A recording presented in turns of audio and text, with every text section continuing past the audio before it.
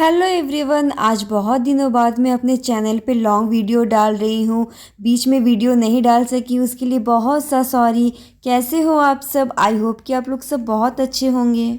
तो आज हम सब मिलके जा रहे हैं, हमारे घर के पास ही में लगी है हस्तशिल्प मेला। तो उसी मेले को सब लोग मिलके घूमने जा रहे हैं। जल्दी जल्दी लंच करके हम लोग निकल गए हैं दोपहर के 3 बजे इस मेले को देखने के लिए।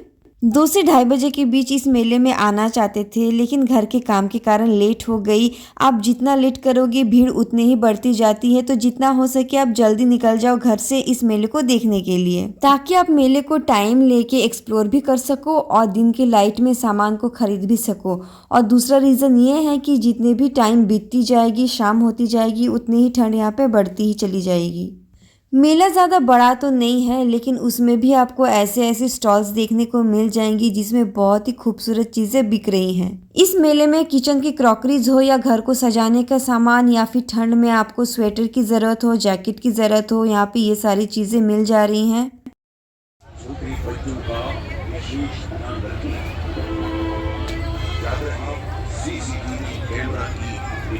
मेले में अगर सामान की प्राइस की बात करें तो आपको 50 रुपीज़ से स्टार्टिंग या उससे भी कम कीमत के सामान यहाँ पे आपको देखने को मिल जाएंगी। अगर किसी चीज़ की प्राइस हाई लगती है तो आपको वहाँ पे थोड़ी बहुत बार्गेनिंग तो करनी ही पड़ती है। मैंने फ्लावर वास के साथ फ्लावर का प्राइस पूछा तो शॉपकीपर ने मुझे 1500 कहा, जो काफ़ी ज़्यादा लग रही थी मुझे। हो सकता है थोड़ी बहुत बार्गेनिंग करने पे रेट को थोड़ा कम भी कर देते, लेकिन 1500 मुझे कुछ ज़्यादा ही लगा। बार्गेनिंग करने पर भी 100 ही कम होता, इसलिए मैंने नहीं लिया। इस मेले में बड़े और बच्चे दोनों के लिए कई सारी राइड्स भी हैं। अगर आप चाहो तो इनमें आप चढ़ के एंजॉय भी कर सकते हो। मैंने तो किसी भी राइड्स पे नहीं चढ़ा। मैं पहले बहुत चढ़ती थी, लेकिन एक लंबे गैप हो जाने के बाद और मन नहीं करता है। लेकिन मेरे बेटे ने बहुत एंजॉय किया। उसने गाड़ी और घोड़ा दोनों पे ही चढ़ के बहुत एंजॉय किया।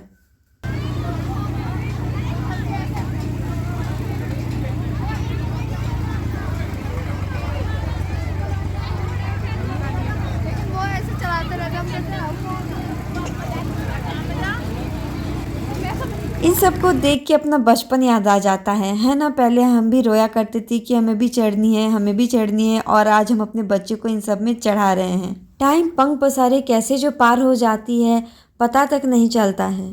तो देवांश को थोड़ी बहुत राइड्स करवाने के बाद हम लोग चले गए दूसरे स्टॉल्स को घूमने के लिए। बच्चों से रिलेटेड कई सारी चीजें यहाँ पे बिक रही हैं, जैसे कैंडीज हो गए, बच्चों के खिलौने हो गए, स्कूल के सामान हो गए, स्टेशनरी हो गई। मेले को घूमते घूमते चले गई अचार पापड़ और नमकीन की दुकान में। बहुत सारी नमकीन्स और बहुत सारी तरीके की अचार भी बिक रही हैं यहाँ पे। हम भी 2 तरीके के मीठे अचार और थोड़े बहुत नमकीन लेने के बाद आगे बढ़ गए हैं, जहाँ पे बहुत सारे अलग अलग तरीके के स्वेटर्स या शॉल्स या फिर बेडशीट या उलन की चीज़ें मिल रही थी। यहाँ पर कम प्राइस पे सेकेंड हैंड जैकेट भी अवेलेबल है, आप चाहो तो उसे भी ले सकते हो।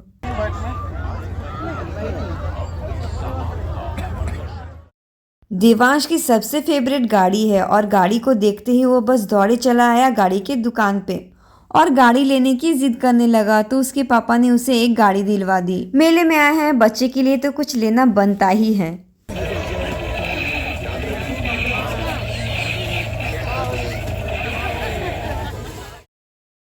अब शाम ढलने लगी है तो लोगों की भीड़ भी धीरे धीरे बढ़ रही है। लगभग सारे स्टॉलों को घूमने के बाद और थोड़ी बहुत शॉपिंग करने के बाद हमें लग गई थी भूख। तो अब जाना है हमें खाने की दुकान पे। तो चलिए जाके देखते हैं क्या क्या आइटम है यहाँ पे खाने के लिए। तो खाने के स्टॉल में छोले भटूरे, पानी पूरी, डोसा, इडली और भी कई सारे खाने के स्टॉल लगे हुए थे। कुछ खाने का आइटम बाहर के देशों के भी थे, जैसे अफ़गानी कबाब, अफ़गानी समोसे और भी कई ऐसी सारी नई नई डिशेस जो हमने भी पहली बार सुने थे और देखा था। यहाँ पे आपको वेज और नॉन वेज दोनों तरीके के खाने के आइटम देखने को मिल जाती हैं। नए नए खाने के आइटम को देख के हम सबको भी थोड़ी बहुत भूख लग गई थी, तो हमने भी ऑर्डर कर दिया वेज अफ़गानी समोसे।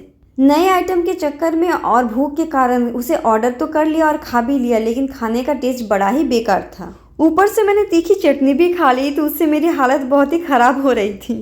तो फ्रेंड्स, आज का ब्लॉग बस इतने तक ही। मिलती हूँ नेक्स्ट ब्लॉग में। आपको मेरे वीडियोस पसंद आ रहे हैं तो प्लीज़ मेरे चैनल को सब्सक्राइब करके वीडियोस को लाइक, कमेंट एंड शेयर भी कीजिएगा। और अगर आप मेरे वीडियोस को फेसबुक पेज पे देख रहे हैं तो फेसबुक पेज को फॉलो करके मुझसे जुड़ जाइएगा। Bye bye, take care and thank you.